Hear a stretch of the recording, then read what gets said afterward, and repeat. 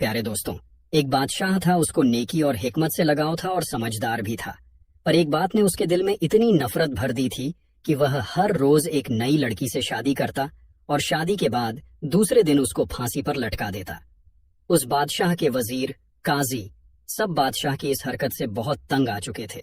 एक बार फिर बादशाह ने एक लड़की को दुल्हन बनाया, उससे शादी की, उसको एक रात रखा और दूसरे सुबह उसको कत्ल करवा दिया।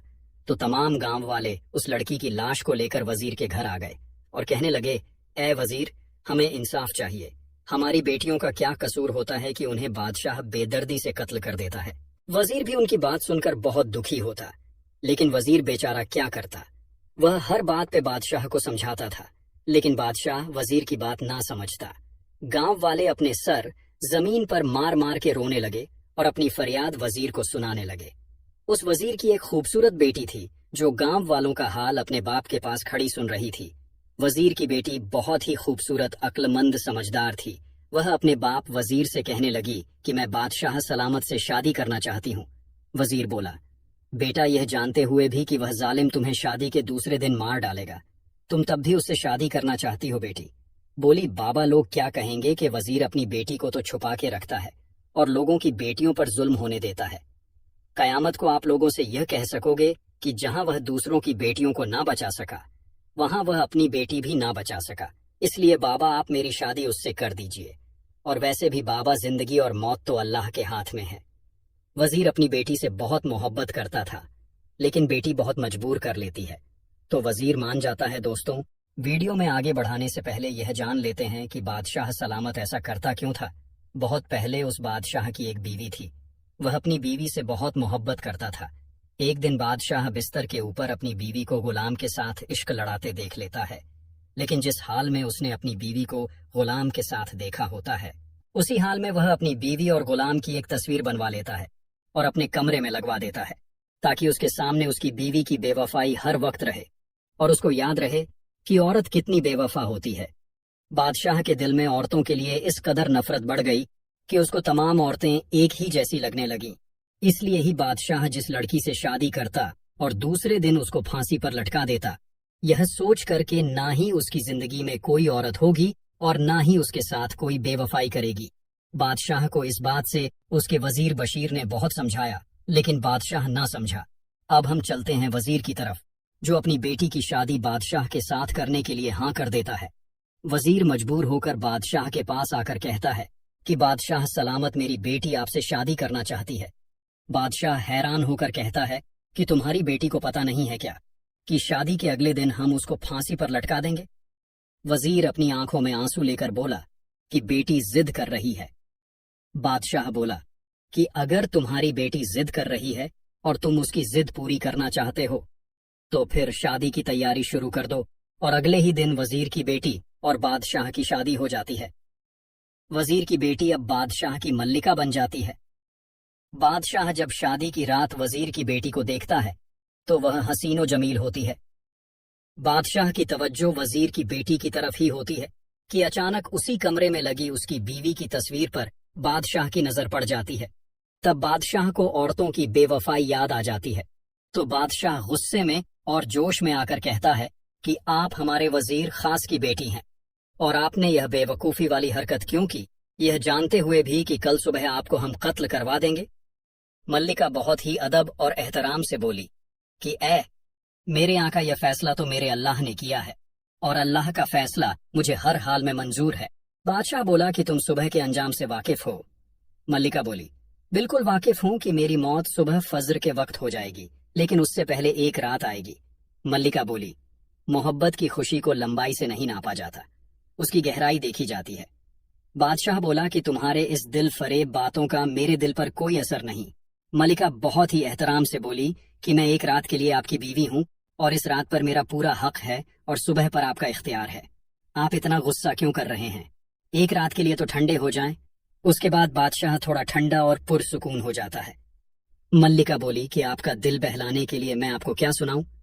कोई नज्म सुनाऊं, कोई शेर सुनाऊं, कोई किस्सा सुनाऊं या फिर कोई गाना सुनाऊं?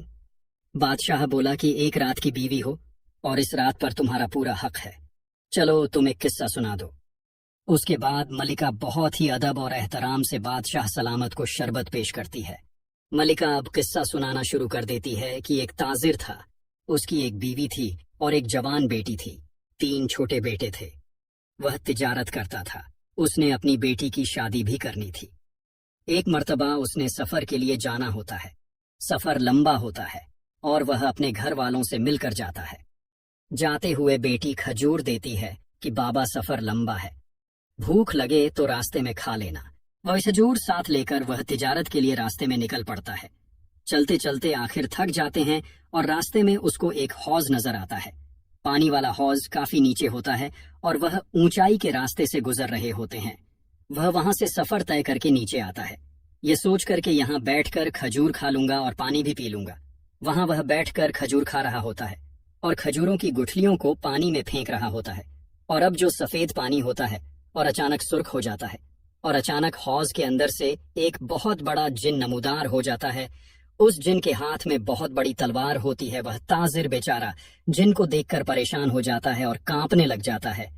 جن اس تاجر سے کہتا ہے کہ میں تمہیں ابھی قتل کر ڈالوں گا، مرنے کے لیے تیار ہو جاؤ۔ وہ تاجر کہتا ہے کہ میرا قصور کیا ہے، میں نے کیا کیا ہے؟ جن بولا، اے آدم ذات، تم نے کھجور کھا کر گٹھلی حوض میں پھینک دی ہے، جو میرے چھوٹے معصوم بچے کی حلق میں جا کر پھنس گئی ہے اور وہ مر گیا ہے۔ تاجر بولا، لیکن مجھے تو آپ کا بیٹا نظر ہی نہیں آیا۔ جن غصے سے بولا کہ ہم جن آدم ذات کو نظر نہیں آتے۔ تاجر بیچارہ روتا ہوا کانپتا ہوا بولا کہ اس میں اب میرا کیا قصور ہے؟ جن بولا کہ تجھ پر احتیاط تو لازم تھی، اب اپنی جان بچانے کے بہانے نہ ڈھونڈ۔ وہ بولا کہ اگر یہ میرا گناہ ہے تو نادانی میں ہوا ہے۔ جن بولا، نادانی میں ہو یا جانتے ہوئے گناہ گناہ ہوتا ہے، مجھے اپنے بیٹے کا قصاص چاہیے، خون کا بدلہ، خون یہی انصاف ہے۔ تاجر بیچارہ مجبور ہو کر بولا ڈرتا ہوا کہ اگر مجھے مارنے سے تیرا بدلہ پورا ہو جائے گا تو مجھے منظور ہے۔ تاجر بولا کہ میری ایک شرط ہے۔ جن بولا کہ وہ کیا؟ تاجر بولا کہ مرنے کے بعد قبر کی مٹی کا بوجھ تو اٹھا سکتا ہوں، لیکن لوگوں کا میں نے قرض دینا ہے، وہ بوجھ میں نہیں اٹھا سکتا۔ وہ دیکھو، ان میں لوگوں کا سامان اور امانت ہے جو میں نے لوگوں کو پہنچانی ہے، اور میری ایک جوان بیٹی ہے جس کی میں نے شادی بھی کرنی ہے۔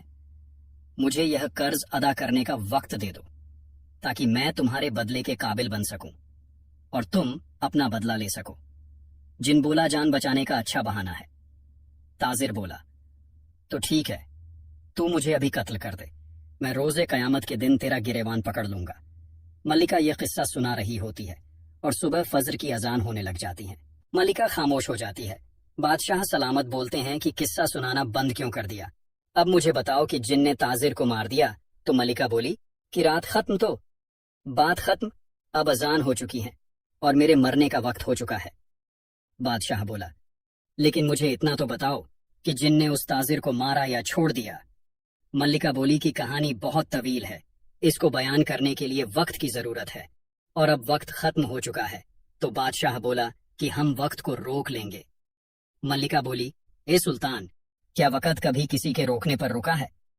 بادشاہ بولا کہ ہم تمہیں 1 رات کی زندگی اور عطا کرتے ہیں، اب تم قصہ سناؤ۔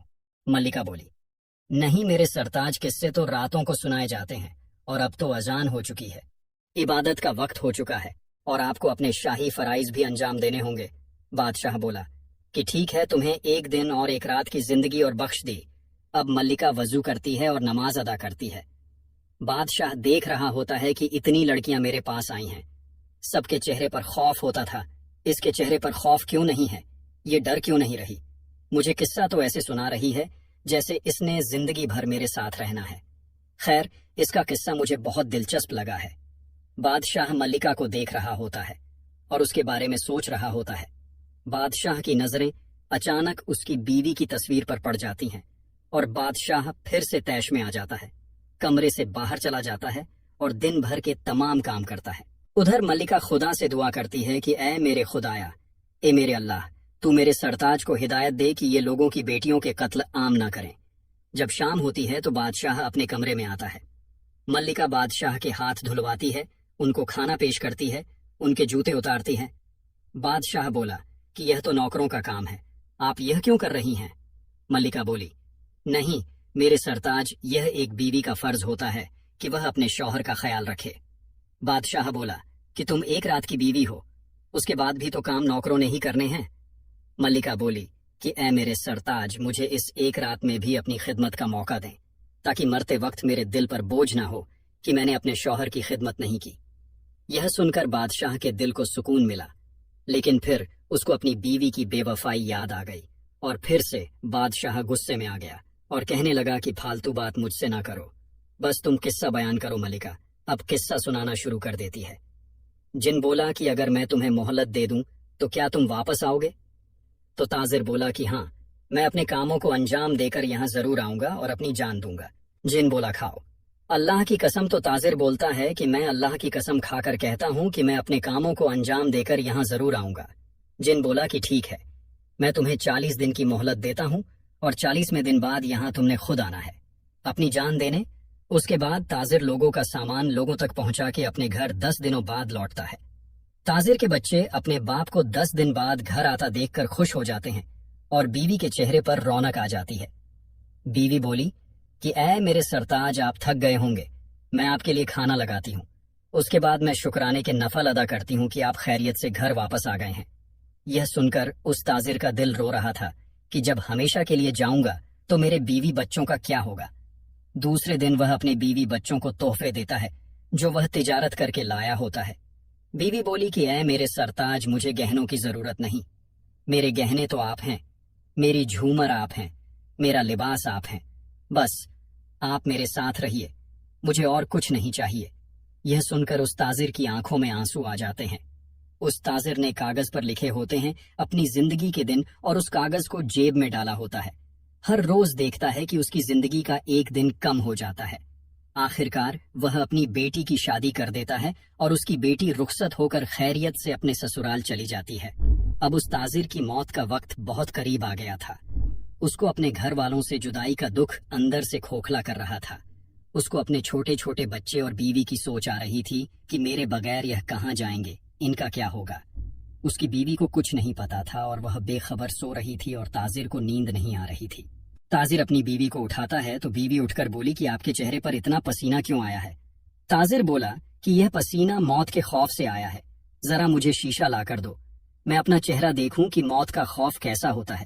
بیوی بولی کہ آپ ایسی منحوس باتیں کیوں کر رہے ہو؟ اللہ کا شکر ادا کریں، اللہ پاک نے ہمیں عزت دی ہے اور محنت کی دولت دی ہے۔ اس کے بعد وہ تاجر روتا ہوا اپنی بیوی کو پوری بات بتاتا ہے کہ اس کے ساتھ کیا ہوا تھا۔ یہ سن کر بیوی کا کلیجہ منہ کو آ جاتا ہے، اور وہ بیوی تڑپ کر رہ جاتی ہے۔ بیوی جب پورا قصہ سنتی ہے تو کہتی ہے کہ مجھے بھی ساتھ لے چلے، آپ کی جگہ پر میں قتل ہو جاؤں گی، اس طرح اس جن کو بھی ٹھنڈک مل جائے گی۔ تاجر بولا کہ نہیں، جب بچوں کی ماں مر جاتی ہے تو بچے یتیم ہو جاتے ہیں، میرے جانے کے بعد تم بچوں کا خیال رکھنا۔ تاجر روتا ہوا بولا کہ اگر میرا مال دولت جمع کیا ہوا ختم ہو جائے، یا کوئی آسمانی آفت آ جائے اور تمہارے پاس کوئی چارہ اور نہ ہو، تو میں تمہیں اجازت دیتا ہوں کہ تم دوسری شادی کر لینا۔ بیوی بولی کہ یہ سننے کے لیے میں زندہ ہوں، اے کاش کہ مجھے آپ کے قدموں میں موت آ جائے۔ بیوی رو کر بولی، وفادار بیوی کا ایک ہی شوہر ہوتا ہے، اللہ نے عورت کو ماں کے رتبے سے نوازا ہے، اور عورت سے ہی ولیوں کو، نبیوں کو، پیغمبر کو پیدا کیا ہے، مگر اکثر یہ اپنے شوہر اور بچوں کی محبت میں ٹوٹ کر شیشے کی طرح بکھر جاتی ہیں۔ تاجر بولا کہ اے میری وفادار بیوی، اب خدا کی رضا میں راضی ہو جاؤ، اب صبر کے سوا اور کوئی چارہ نہیں۔ بیوی روتی ہوئی سسکیاں لیتی ہوئی بولی کہ آپ کے جانے کے بعد اگر برے حالات آ گئے تو میں محنت کر لوں گی، لوگوں کے گھر میں کام کر لوں گی، برتن دھو لوں گی، کپڑے دھو لوں گی، مانگ کر کھا لوں گی، لیکن اے میرے سرتاج، کبھی دوسری شادی نہیں کروں گی۔ میری خوشیاں آپ ہیں، میری رونق آپ ہیں، میری سانسیں آپ سے جڑی ہیں۔ یہ کہہ کر وہ اپنے شوہر کے سینے سے لگ کے روتی ہے۔ اب وہ دونوں آخری بار ایک دوسرے کو دیکھ کر خوب روتے ہیں۔ ملکہ یہ قصہ سنا رہی ہوتی ہے تو بادشاہ بولا کہ واہ، کیا عورت ہے، ایسی عورت بھی دنیا میں ہوتی ہے، ایسی نیک اور پاک دامن وفادار بیوی کی دہلیز پر فرشتے بھی نماز پڑھنا اپنا فخر سمجھیں گے۔ ملکہ بولی، جی درست فرمایا، اس دنیا میں کچھ عورتیں اور مرد ایسے ہیں جو میاں بیوی کے پاک رشتے کو گناہوں سے خراب کر دیتے ہیں۔ کچھ بدکار عورتیں ہوتی ہیں جن کی وجہ سے ایسی نیک عورتوں پر بھی انگلی اٹھائی جاتی ہے اور ان کو بدنام کیا جاتا ہے۔ یہ سن کر بادشاہ سوچ میں پڑ جاتا ہے۔ ملکہ اب آگے قصہ سنانا شروع کرتی ہے کہ صبح ہوتے ہی تاجر اب اپنے سفر کو روانہ ہونے کو ہوتا ہے۔ تاجر کے بیوی بچے رو رہے ہوتے ہیں، تڑپ رہے ہوتے ہیں اور آخری گھڑیوں میں ایک دوسرے کو سلام کر رہے ہوتے ہیں۔